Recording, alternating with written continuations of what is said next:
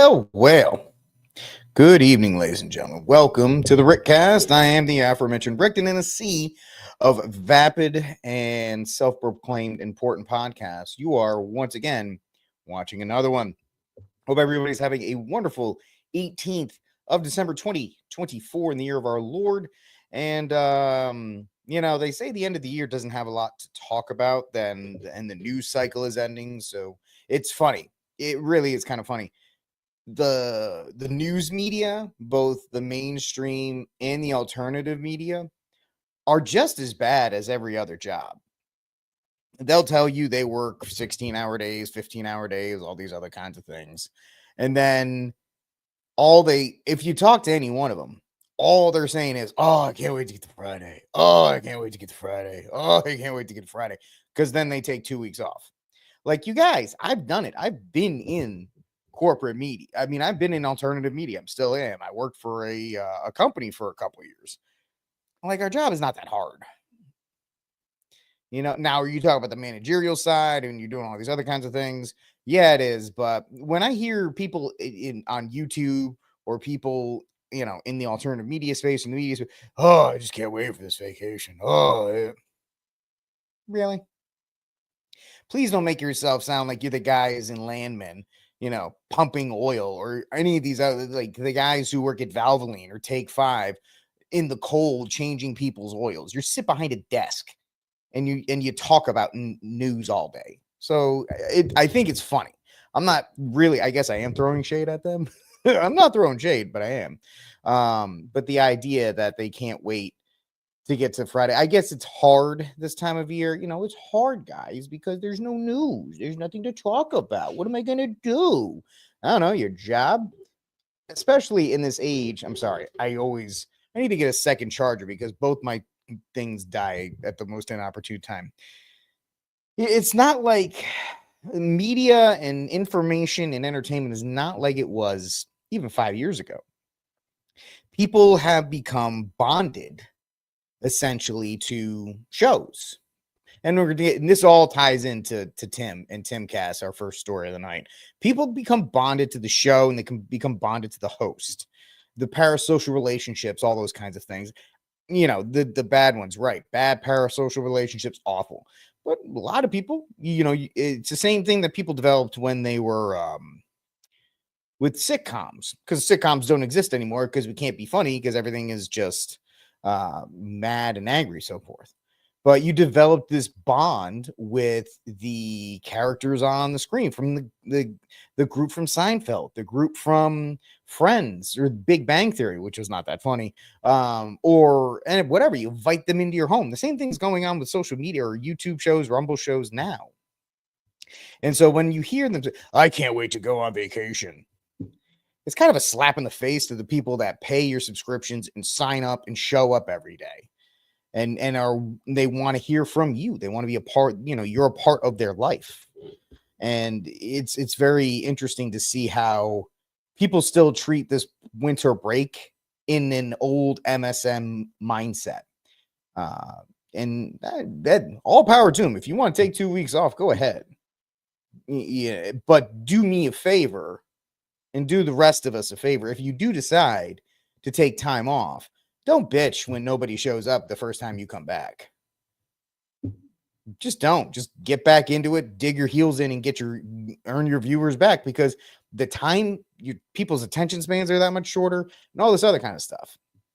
So, I mean, even taking 2 days off on the weekend, I take the risk of you guys just being like, "Whatever, dude, we're going to go find somebody else," because there's so many options.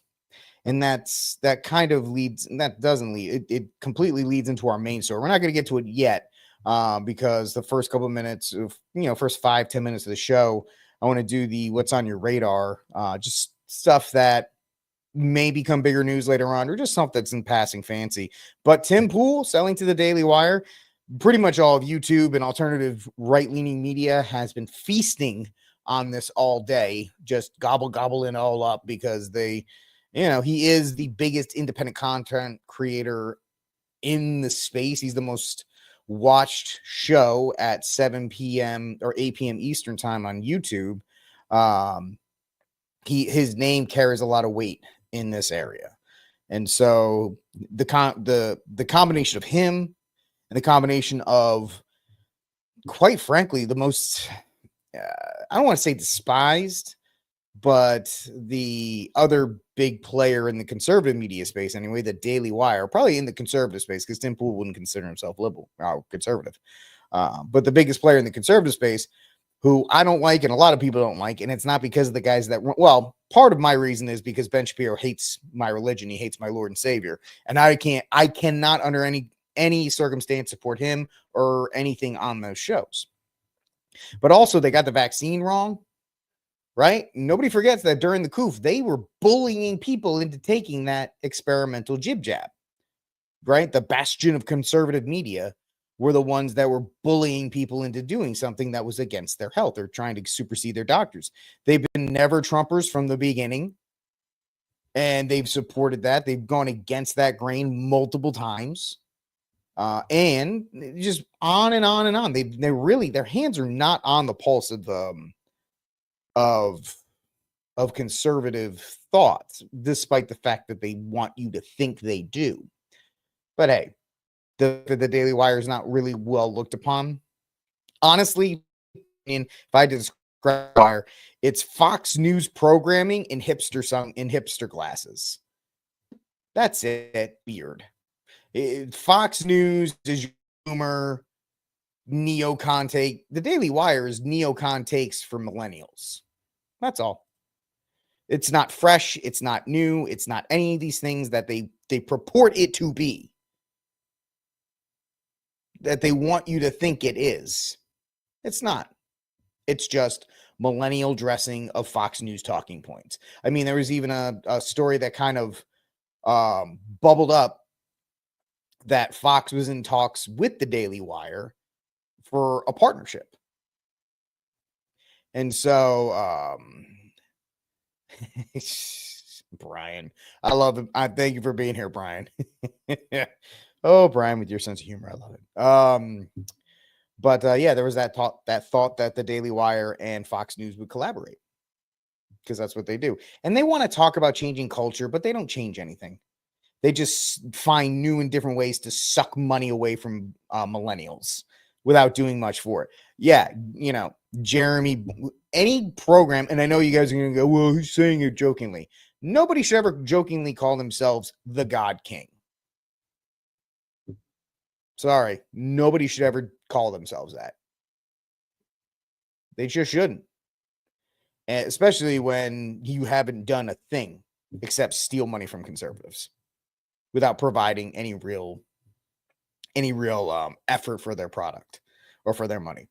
So we're going to talk about that, the Tim Pool Daily Wire thing. Second, the congressional spending bill and the lead up to it. Government shutdown, which would be just the greatest Christmas present ever. It really would. I don't know about you, but a great Christmas present for me would be a government shutdown. But, nothing like that ever happens. After that, we're going to be talking about Gavin Newsom not potentially declared a state of emergency over the bird flu.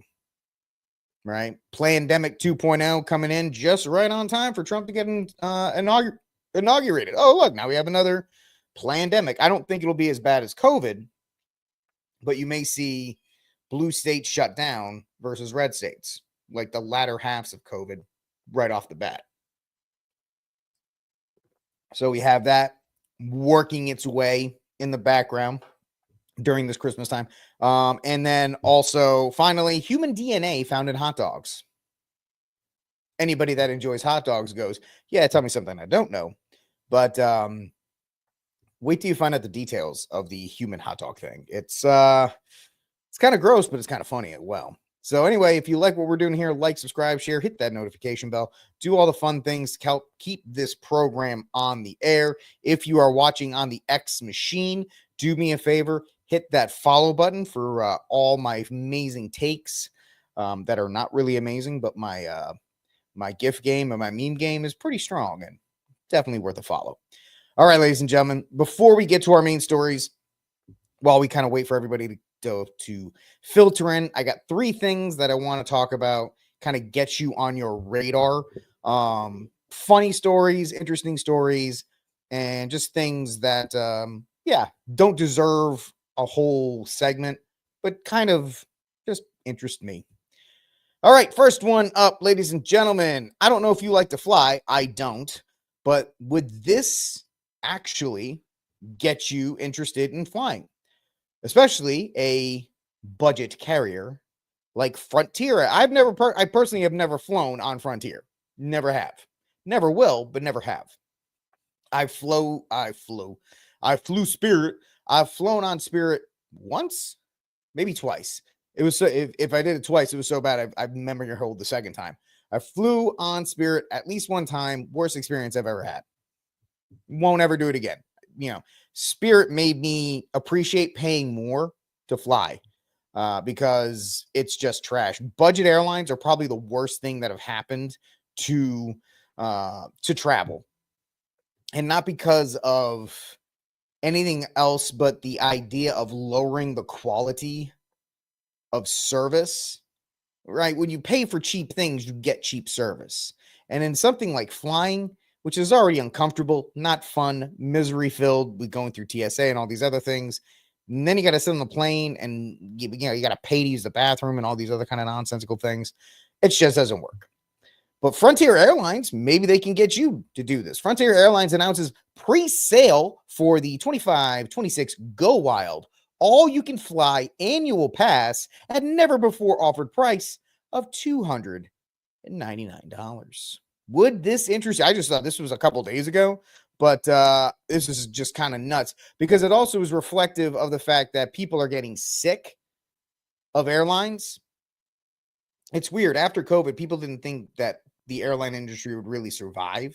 And in fact, it's actually changed. It's actually doing well, but it's doing well in more premium spaces, economy, not basic plus and so forth, where you pay to get a little more leg room, you get a little bit advanced spot. That's why Southwest, out of all the carriers right now, is struggling the most because they don't have like a premium option. They do bikes for free and all these other kinds of things. But Frontier is trying to entice you with an all-you-can-fly offer for $299. Ultra-low fare carrier Frontier Airlines is excited to announce an exclusive pre-sale for the 25-26 year The Go Wild all-you-can-fly annual pass, offering unlimited travel for an unbeatable price of $299, of course, which is not $299. It's always with these budget airlines, it's always something. It's always something extra. But they say $299. Limited time deals available only to the first 5,000 customers.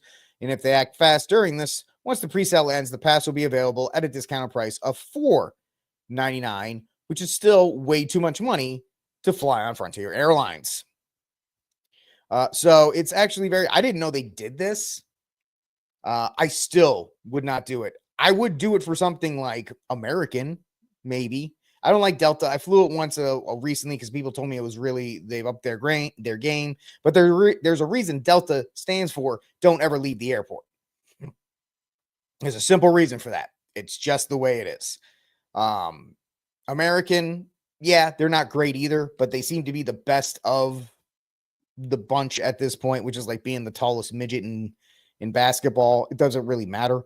But it is. But yeah, I just wanted to get that on your radar. If you want to get a flying annual pass for under $300, you can do it at Frontier Airlines. Best of luck to you. Next story on your radar that I want to get on there that other people have been talking about that I think is at least something to keep an eye on before it goes any further. But the Supreme Court agrees to review TikTok ban or sale law. Get out of here. I've always been a fan of banning TikTok because I feel TikTok has been instrumental in the shortening of attention spans. And I've always had something called the TikTok to porn pipeline, where young girls are encouraged to focus on physical features as a way of making money. They first learned it on TikTok. Of course, now they've learned to do it on Instagram and Twitter too, but TikTok was the genesis of it. And also the fact it's Chinese, which, it is what it is. Now, some people will say, well, Rick, you're on TikTok. That's because my social media manager said it was a good idea. And and I pay that person to, help me out, and that's what they recommended. So whatever. But the High Court agreed on Wednesday to decide whether a law banning the app next month, unless it is sold, is constitutional. The court did not place the law on hold, putting off that decision until oral arguments, which have been set for January 10th, which is 9 days before TikTok's sell or be banned deadline. Congress passed the law in April after receiving classified briefings. Thank you, NPR, for the opinionated part of this. On the risk TikTok poses to America's security. The law would force TikTok to shut down in the U.S. unless it's completely divested from its parent company, China-based ByteDance. And the reason why that is a big deal is that any Chinese company, no matter what they tell you, has to give its information to the Chinese government. It's an unwritten rule, like, shut up, you got to give us your stuff. So there's this idea that TikTok may ban, or either going to be sold or it's going to be banned. I don't know how much I think it's going to be very interesting to see where the court sides, because there's free speech versus security issues. But that is coming up. When is it? January 10th in the new year. And of course, when that happens, we'll talk about that more here on Rickcast. And then finally, the last story that I wanted to get on your radar. Let's get that a little easier. Trump to nominate Herschel Walker to serve as ambassador to the Bahamas, which sounds like a pretty sweet gig, right? The ones you want to get are like the Bahamas, Rome, I don't know, all the, like, Japan, all the good places. I mean, I don't think the Bahamas is really that great, but, could be worse. It could be like Somalia. That's the people those are the Democratic nominees. He's going to nominate Bernie Sanders as the ambassador to Somalia. This is by Elizabeth Wiebel. President-elect Donald Trump nominates Herschel Walker to serve as U.S. ambassador. President-elect Donald Trump nominated former Georgia United States Senate candidate Herschel Walker to serve as U.S. ambassador to the Bahamas. Some would say this is a brilliant idea by Trump to keep him out of potentially running for Senate in 2026 because he blew it last time. Take his name out of consideration, put him in the Bahamas, and everything's good. Kind of like how Donald Trump Jr. broke up with Kimberly Guilfoyle, and then Trump sent her to Greece. So it's kind of interesting to see where Trump is sending these people as these nominations are getting filled out. Still no ATF director head, though. Still no person to head the ATF. So it's going to be easy. So it's going to be interesting to see there. But yes, another failed Senate candidate. You can go. I get Carrie Lake. It's sad for Carrie Lake because she wanted to be a senator so bad, or something in government so bad. And what does Trump do? He put her in charge of, like, Voice for America. He put her back into media. She wanted to get out of media so bad. And he's like, you know what, Carrie? You're just a loser. Go back into media. Bye-bye. And there she goes. So, and somebody was floating this idea of putting her in Iowa. She's lost every race she's ever been in. Can we stop with the Carrie Lake nonsense? Just stop it with her. Stop it, please. Because she's just not very good. All right, so those are the three stories that I wanted to get on your radar without further. Oh, wait, no, I got one more. I apologize. Last one. Joe Biden makes last-ditch effort to keep Trump from killing the electric car.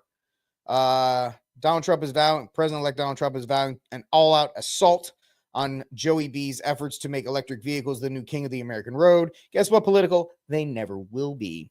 But an 11th hour decision by Biden will make it harder for Trump to kill those EV dreams. A waiver that the U.S. Environmental Protection Agency granted Wednesday morning will allow California to carry out the country's most ambitious EV mandate, one aimed at banning the sale of new cars and light trucks running on ICE, internal combustion engines, and diesel fuel by 2035.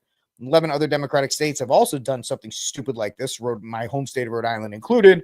A combined market force that electric vehicle supporters hope will prod the auto industry to continue pouring money into it. They will not, because electric cars are a loser. They're a big, fat loser. They're not. I mean, they're tapped out. People who wanted electric cars bought electric cars. And the crazy thing is, in California, you can't charge California doesn't have the industry to charge all these electric cars. Really, the whole thing is about getting people out of cars. They don't like you having that individual freedom. to be able to go from place to place. They want you out of that. They want you to depend on public transportation, moving back into the cities, blah, blah, blah, blah, blah. So, yeah, I don't know if this is really going to do anything. I don't see why this would prevent Trump from coming in, putting somebody new into the Environmental Protection Agency and being like, get rid of it. And then they just rescind the waiver. It's not like they haven't done stuff like that before. So, yeah, Joey B is trying to save the electric car. It's not even Joey B. It's some like 5th-year intern that got him a bagel every morning. And they were like, hey, Joe, do you think this is a good idea? He's like, and he just signed it. And so they just kind of took it back. Because that's all it is. Joe doesn't care what he sees. He's like, whatever. Joe is like Principal Skinner in The Simpsons. And I need to find this clip where, and I haven't seen an episode of The Simpsons in like 45 years, but which is ironic because they've been on that long. Skinner gets a huge grant for the school and they filled all their budget stuff. So he goes, well, I guess we'll, whatever you want. And people are like, I want this. And he's like, approved. And people are just giving the stupidest recommendations. And then who's the guy who drove the bus? Was it Otto? Otto's like, there's guitars that are like double guitars. And he's like, approved. And that's pretty much what Joe Biden is now. People are like, that car that's like an electric car? He's like, yeah, whatever, approved. Get it out of here. And they're just blasting stuff out because they don't care. They don't care. They're going to waste your money and it's up to them. So those are 4 stories that I wanted to get on your radar. I don't think they're really worth any more of than that. Big story, the story that everybody freaked out about. And everybody was like, yay, something to talk about because it's December and nobody wants to talk about anything except how cold it is, even though it's still 80 degrees here in Texas. And I hate every second of it. I do. I'm a Northeasterner. I need cold weather. I need to be cold. That's what I want. When I move there because the Northeast sucks, except for New Hampshire. All right. This was a big story. Everybody freaked out about this. Tim Pool. Timmy Pool, the beanie, the man himself, the beanie himself. Apparently, there was a leak about Tim Pool selling Timcast and the entire operation to the dreaded, and I say dreaded in all sincerity, dreaded Daily Wire. And if you like the Daily Wire, congratulations. You're one of the few people that do. Effective January 1st. Sources confirmed to Media Right News. Now, watching different people today, like Jeremy from The Quartering and others, try to make sense out of this, it sounds like it's the Daily Wire employees that are leaking this stuff and that are sniffing around, trying to figure out what's going on. Is this in relation? It's not any way, shape, or form ironic or interesting or coincidental that Brett Cooper leaves the Daily Wire, and now people are like, oh, well, Timcast is going to get bought by the Daily Wire and they're going to bring it in. Okay, whatever. So Tim Pool, this is the people that broke it last night. Tim Pool is reportedly selling his entire Timcast operations to the Daily Wire effective January 1st. One source told Media Right News that a Daily Wire employee has been questioning Timcast employees to determine whether they'll be terminated, while second said it's unclear which employees would be retained in their positions. They spoke on the condition of anonymity because I can't say it and everybody else can. I don't know how you say it. I don't know, whatever. It is also understood Pool is moving to Nashville and any employee retained will need to relocate after many were required to move to West Virginia. Pool recently commented on Daily Wire's split with Brett Cooper, blah, blah, blah. And then it goes in and everybody's wildly speculating. Oh, what's this going on? Oh my goodness, this is crazy. It's actually not that crazy. Companies get bought and sold all the time, especially companies you didn't think that would be bought or sold. And having worked for an alternative media company and currently being on my own, gives me more of a unique sense than most about this situation. And the same way I talked about with Brett Cooper beforehand, there is a double-edged sword when you get into this space, when you get in here. One last thing before I get into my waxing soliloquy. Apparently, this has been a big deal. Elijah Schaefer said this has been known about for months. Everybody, but, it's just public today because some of his staff appear to have leaked it. Apparently everybody knows that Tim is selling the Daily Wire except, the public. Everybody in that incestual right-wing alternative sphere. Don't get it twisted. The people in that circle, they're very incestuous and they don't want anybody else in it. They don't. it's funny, they were shut out from the legacy media, so they created their own sphere and bubble, and now they won't let anybody into that one unless you bend the knee and beg them, which I never will.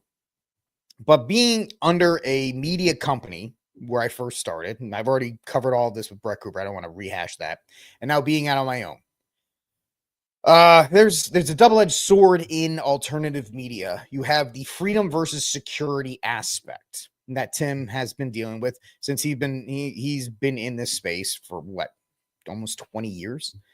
The freedom to create your own content, to talk about what you want, to make your own hours, to be financially independent, versus the security of, hey, am I going to get demonetized? Is the show going to continue forever? And all this, how am I going to work this with a family and all these other kinds of things? There's three things, and the freedom versus security I'm going to come back to in a minute. There's three things that I have isolated in my own view based on my experiences that I can bring to the table here. The first one is, and this is not breaking any news, he announced that he's having a baby soon, and congratulations to Tim. He's having a family, and that's great. But he constantly talks about the 16-hour days he does and all the managerial things that he does and how he doesn't like them. He's had breakdowns on streams. He's fired people over it. It's different from, hey, I just make videos, to, my goodness, now I'm responsible for 20, 30, 40 people and multiple different things. He sells coffee and skateboards and all this other kind of stuff. Great for him. And I'll talk about that more in a second. It's different from, hey, I just make videos all day, to now I have employees and HR and employee problems and all this other kind of nonsense. I'm working 16-hour days and I got a girlfriend, now I got a kid. If he does sell to the Daily Wire, he offloads all that managerial stuff. He just gives it to them. You guys with your HR department and your lawyers and all your other stuff, you just deal with it. I don't have to deal with it anymore, and that's fantastic for me. I can go back to making videos. I don't have to work 16-hour days. I'll show up. I'll do my show. I'll go home. And then he can spend more time. Maybe he doesn't want to spend 16 hours a day doing this stuff when he has a baby. Maybe he wants to spend more time with his kid. And that's a very admirable thing to think about in that regard. Now, of course, I'm ascribing all these things. We don't know if this is even true, but it could be. So he also has the ability, because he's worked his tail off to become one of the bigger dogs in the space, to be able to create the hours of saying, like, hey, I just want to do a show and spend time with my family. He's earned that right because he's put in the work. The second thought, and this is probably the most important one being in this space, what's your plan in 10 to 15 years? And I think a lot of people who get into this space don't ever ask themselves that question. What's the long-term play with this type of career, job, whatever you want to call it, the people that make money off it? I certainly don't. For me, it's fortunate to not be, and it sounds douchey because I appreciate every single person that's watching, to not be as successful as Tim or something like that. Because if this thing bombs after a year and it doesn't seem like it can go anywhere, I can just walk from it. Be like, all right, I tried. It was my last chance, my last try. Didn't work. Okay. I have other jobs and other things. Like, I do this for fun. Ironically enough, I work 30, 35 hours a week doing something else. And then everything I do for this is all on my own. And so I appreciate every single one of you guys watching, and gals. I don't want to misgender. But for people that are successful, it almost becomes a curse. What are you going to do in 10 years? What happens when this medium becomes outdated? Because in technology, things come rapidly and then they go away just as quickly. Can you really count, if you're 30, 40, even in your early 50s, on doing this for an extended period of time? Do you want to? I don't think a lot of people think of that. I obviously have. If I was given the opportunity to work at a place, like, I would never work for the Daily Wire, but if a news outlet wanted me to work for them, I would absolutely work for them again, because I love it. I enjoyed it. And I think I'm actually particularly good at it. But there are people that, what is your long-term goal? Are you going to do this? And I think that's a reason why they start like skateboarding companies and coffee companies and all these other things, because it's their off-ramp. For a lot of podcasters, like a Dr. Taylor Marshall, if he stops live streaming or podcasting tomorrow, he has his career as being a advanced educationally, and he has his books. So, what's your off ramp with something like this? And I think if Tim does sell to the Daily Wire, he can pretty much make that a legacy play. Tim Cass and all that stuff will be around after he's gone. Right now, with him running the ship, if he leaves, essentially the Daily Wire dies with him, or it dies as soon as he leaves. And I think a lot of channels based off of a talent, whoever it is, once that talent leaves, the show kind of just dies, and the network kind of just dies, because people are and the Daily Wire is starting to find this out with Brett Cooper. People are attached to the host. They're not attached to the show. They're attached to the host. And that's why I was saying at the beginning, I think it's kind of funny that these people in media still treat it like, oh, everybody's going to take 2 weeks off. The people that watch your show are the people who are attached to you. They don't care about the show. And that's why, when I would guest host for a radio host, nobody would tune in for me. Even if they're like, hey, I think you're funny and all this, they want to hear the talent. They want to hear the person that they hear every single morning or every single afternoon. And so for Tim, I think it's a legacy play. Hey, man, I can sell to the Daily Wire. I can do my show for as long as I want, and then I can leave, and it'll always be stored, archived, whatever it is, within the Daily Wire. So I think that's a legacy play. And third, it's the freedom versus security argument. Tim is he's fine. He's a multi-millionaire. He has his things set up and his things taken care of. But the freedom versus security, he has the ability to run his own company right now. He is at the top of the game. Is it going to be like that forever? Right? Is it going to be, no matter how hard you try, you may not be in that top dog spot forever. And then people like Hassan Piker, I'm doing a lot of inside streaming knowledge, so if you don't know who I'm talking about, I'm sorry. A guy in the left named Hassan Piker used to get high streaming numbers. Now he's not, and he's not doing too well because he's not making as much money as he used to. And I think Tim, who's been smart enough to see trends, may see, hey, in within 5 years, this medium is not going to be as strong as it is right now. And it behooves me to get in with somebody like the Daily Wire who have backing and money, so I don't have to worry about this. To know where the paycheck is coming is a huge deal for a lot of content creators, which is why they jump at the advertisements. And if you advertise, it doesn't mean you're a sellout. It just means that you're finding a way to pay your bills. So Tim could be going to the Daily Wire. Nobody's going to know. And just understand, the Israeli flag was a troll job. His statement was a troll job. If you're watching Tim Cass tonight, it's going to be a troll job, because that's what Tim likes to do. Anytime there's a controversy, he likes to mine the hell out of that thing, because why not? You make $5,000 today. I think he made probably $5,000 just today in Twitter revenue. Every time he tweeted something, everybody's like, oh my gosh, what does this mean? They're trying to decode it like it's the Da Vinci Code. But it's interesting that this dropped, because Tim has been making it known that the hours are long. He had that breakdown earlier, a couple weeks before the election, where he was like, I don't know if I want to do this anymore. I don't like doing this anymore. Selling all that stuff to the Daily Wire and just becoming a talent again could look really, really good in his eyes. Like, hey, I don't have to do this anymore. It's great.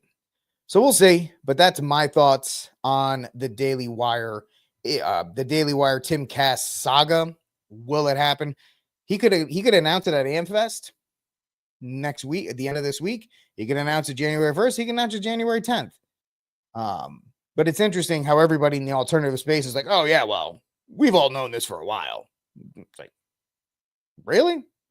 Everybody knows?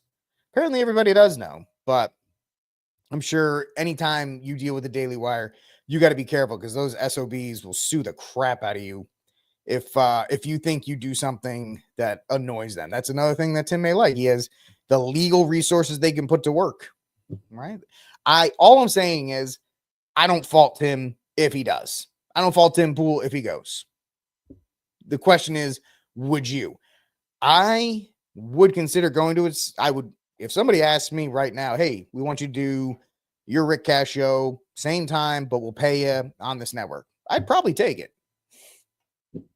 You know what I mean? Some people are like, I'll never sell out. If If it can mean I can take care of my family, I absolutely would. I'm just going to be honest with y'all. But I wouldn't do it with the Daily Wire. I do have, I guess, standards. Not very high. Not very high, but they are standards. So that's the end. That's as far as we can get with that. Second story of the day. House conservatives revolt over GOP-backed spending bill to avoid a shutdown. House Speaker Mike Johnson is facing a revolt from his fellow Republicans over a last-minute measure to keep the government, quote-unquote, funded into the spring and avoid a shutdown, with the increasing number of allies, including President-elect Trump, objecting to the billions of dollars in spending that have been added to the bill. And if you want to know what I'm talking about, I'll let Vivek go from here. Money, but they made it over 1,500 pages long. Go back. Congress is about to pass a bill that blows away your taxpayer money, but they made it over 1,500 pages long so you wouldn't read it. I did you a favor. I read it for you. It's supposed to be about keeping government operations open and providing disaster relief aid to hurricane victims, which I'm sympathetic to. But if you read the bill carefully, it contains pay raises for members of Congress, and I'm not making this up, an expansion of their federal health benefits. It contains all kinds of special interests and pork funding, including opening up a new stadium in Washington, D.C. It renews the Global Engagement Center, which is a key node of the censorship industrial complex. And the worst part is, they didn't want you to know about any of it, and that's why they made this a last-minute jam job. The reason I'm co-heading DOGE is I think we need outsiders to bring actual accountability to Washington, D.C. So feel free to call your congressman and let him know how you feel about it. So there you go. That's Vivek Ramaswamy telling people what they're doing. Apparently, first of all, Congress hasn't passed a budget since what, the 90s? And they do these continuing resolutions to kick the can down the road to make sure that they don't have to take the brunt of any responsibility for their terrible decisions. I mean, you can just listen to Speaker Mike Johnson.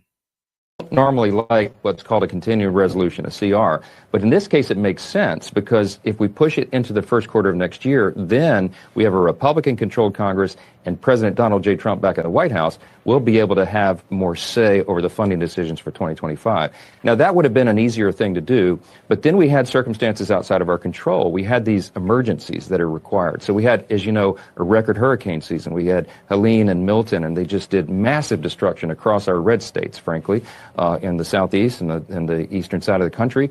And then we've had farmers who are in jeopardy of permanently going under. They've had 3 lost years in a row because of Bidenomics and inflation and other circumstances outside of their control. And so when you cobble those two things together, there's a desperate need for that aid, and that's what adds another $100+ billion to the bill, and that's why everybody's uncomfortable with it. I am too. We have a massive deficit and debt problem, of course, in this country.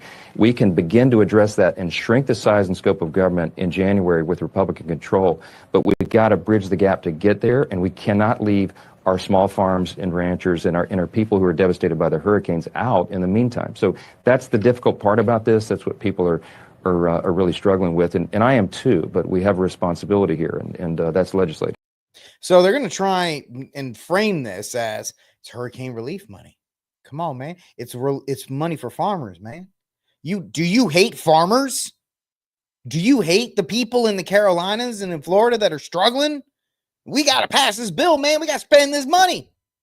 We got to spend this money or else the farmers are going to die, which we subsidize anyway for corn, but they're going to die if we don't give them money. What about the people in Carolinas that we've been ignoring? Now we care about them. We got to spend that money. You got to spend it. And if we don't spend it, what the hell are we going to do? Well, that's how they try to get you. They try to guilt you.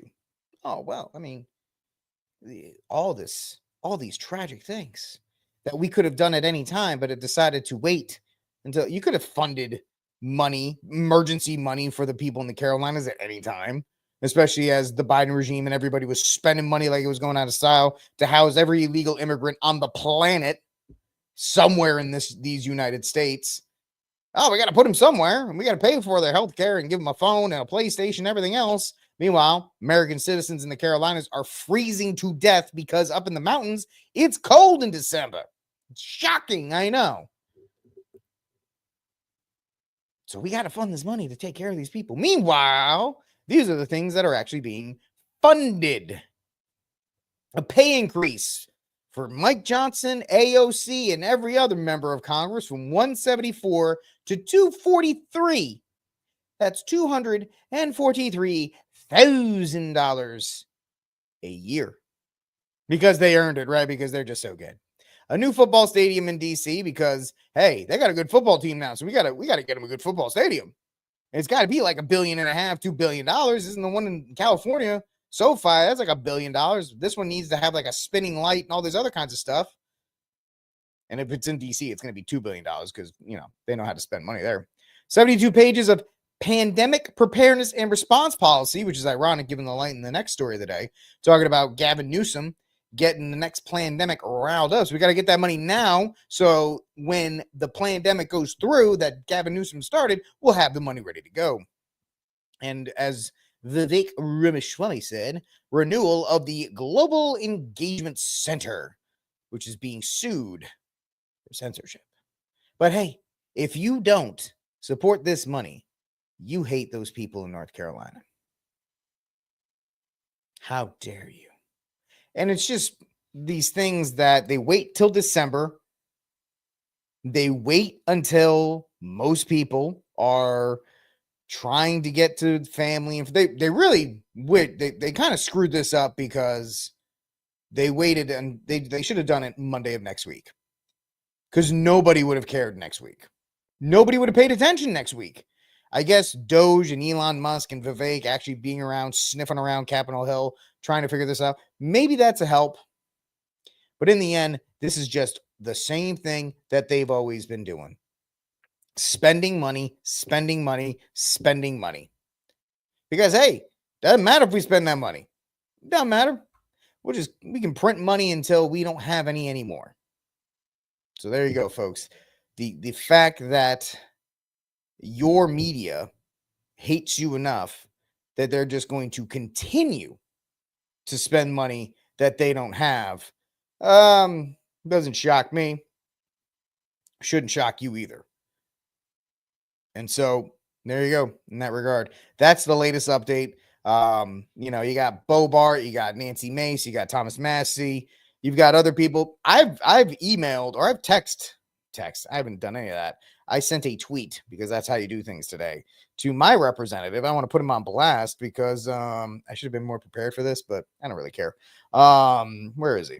He's around here somewhere. I don't even know. He's old too. My representative in this district, he is super old. Let's see here. Political unit. I know. There's so many levels of professionalism here I'm telling you about. But let's see. I don't know. He's old, but I sent him a message. Hey man, are you going to support this? Haven't heard back from him. You could text your House member. You could do Judge Carter. There he is. I found it.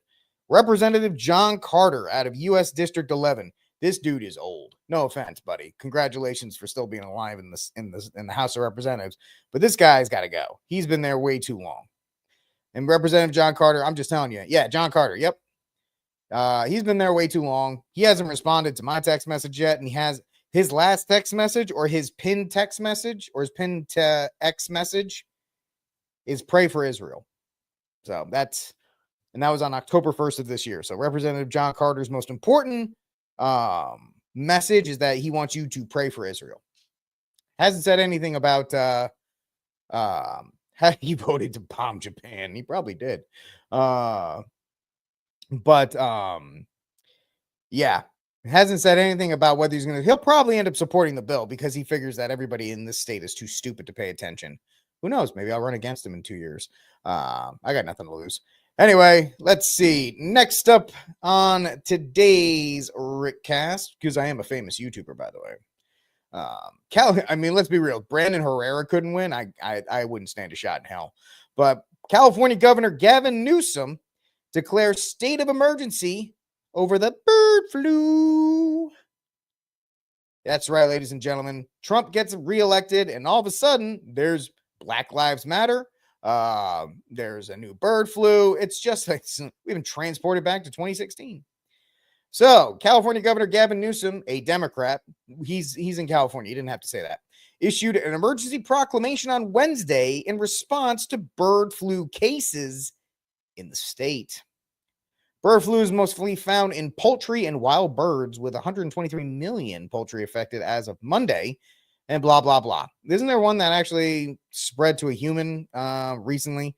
The majority of bird flu cases, 34 to be exact, have been from California, which is really more of a testament to how Californians are dirty people who should not be trusted, and not the fact that bird flu is extremely dangerous. Health officials, meanwhile, say the risk to people from bird flu remains low. Bird flu can spread from infected birds to other animals and to humans. Of course, no person-to-person spread of the virus has been detected, and I want to say this very succinctly, yet. Meaning they will come up with one very soon to be like, oh, we got a case now, we got to shut everything down. Sorry about that. In response, a statement from the governor's office characterized the move as a quote-unquote proactive action to strengthen the robust state response to the H5N1 bird flu. Why? Why would you need a robust response if we haven't actually had a case yet? Just to drum up scarcity, because that's the only thing the Democrats have at this point is fear. So it is going to be interesting seeing a response, from Trump, who still, despite the fact he has RFK and all these other people there, hasn't totally apologized for Operation Warp Speed and is still crediting himself as the father of COVID, and what he did was right. So he's going to be faced with one, it looks like, between that and the international affairs that are being drummed up. Who knows what's going to happen as far as Trump's agenda in the first 180 days, right? The first 180 days that are coming under Trump's presidency. But they are trying. They are going to try every trick in the book. What happens next? California has been working to, quote unquote, minimize bird flu exposure to farm workers by reducing raw dairy products, which is a great thing too, right? Because they can go after raw milk. Oh, raw milk has got the bird flu in it, so you can't have it. Sorry. Okay, whatever. The state's efforts have included distributing millions of pieces of personal protective equipment, which is probably just like the crochet masks at this point, to high risk dairy farm workers, and using social media, because that's the way to defeat any virus, is through Twitter, to promote practices that prevent the spread of the virus. Meanwhile, earlier this month, the vaulted USDA ordered testing of the nation's milk supply for bird flu to help monitor the spread of the virus. The USDA said that raw or unpasteurized milk, there it is, your raw milk enjoyers, your time is up. From dairy farm and processors across the country must be tested starting December 16th. We'll see if RFK puts an end to all of that, which would be nice if he did. But we'll see how it goes from there. But they are wait, hold on here. Testing will begin in the 6 states. So if you live in California, Colorado, Michigan, Mississippi, Oregon, and Pennsylvania, they going to test your milk. They going after it. So I hope you liked it, because you won't get to have it anymore. The sky is indeed falling, Lou. Watch out. Watch out. The birds are there, and they got the flu and stuff. So, oh no. Yeah, not a shock, right?